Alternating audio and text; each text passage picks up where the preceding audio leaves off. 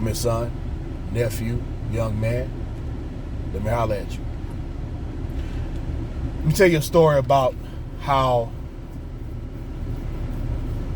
on numerous working assignments, when I had a supervisory role, I forced the respect of the people around me.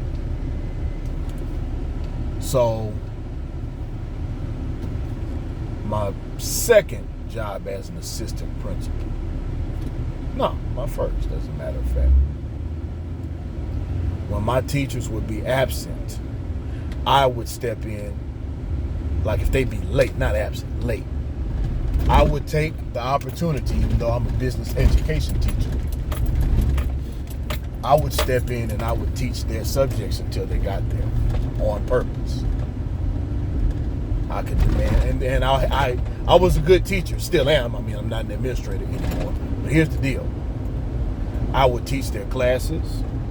I would have the kids' attention. I would make good examples. I would make the kids show me that they're learning, and I'd make them do a small activity to hold them accountable and demonstrate mastery of the subject, and then give them chances to ask questions. Basically, real teaching. See, at that point, there's no excuses, and let me hold the results and why you do it for the end. Another school I was assistant principal at. The janitors are out working,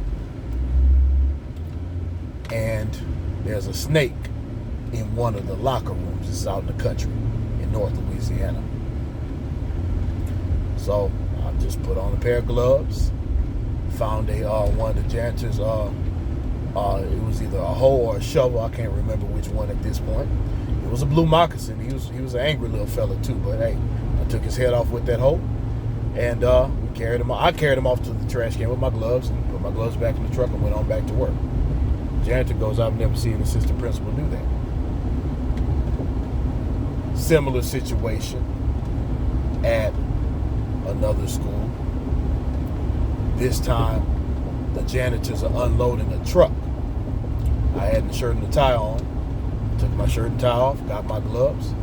I get up there and unload that truck. I'm moving faster than them. I'm outworking them. Telling them, hey, come on guys, I need you to keep up. I get a towel out of my truck, and my undershirt just had to be a little bit damp. I went under my fan in my office and got back to work. Let me give you one more example. I taught a math teacher's class at another school, and then of course athletes, if they see you lifting weights, they see your techniques work on the field, you get your athletes on your side, it always helps. So here's why that matters. When your employees see you can do their job, number one, ain't nobody got no more excuses. Number two, that person has to have the utmost respect for you because you can do their job. You do understand when you're coming from. So when you give an instruction or a command, it means something. They know you know what you're talking about. And it just forces people to respect you because you don't have to do that in a place of authority. You can sit at your desk all day in many situations if you want to. Lead by example.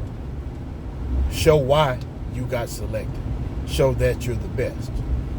Even if you have to take those situations and tailor them to your strengths. But you always want people who are under your command, if you have any type of leadership role, to know that they're dealing with a capable and competent leader. And plus, if somehow you need to replace that person, you might need to do their job anyway. Because sometimes supervisors won't replace a person because they feel like they can't find anybody else. Nothing says, hey, I can find somebody else to do your job. Hell, if I got to do it, you might have to get out of here if you're not going to do right. Nothing says that more than you stopping and saying, okay, I'm going to take care of this. And shucks, maybe you even got somebody who just deserves a break. It could happen. But take that lesson, put it in your toolbox, use it as you will.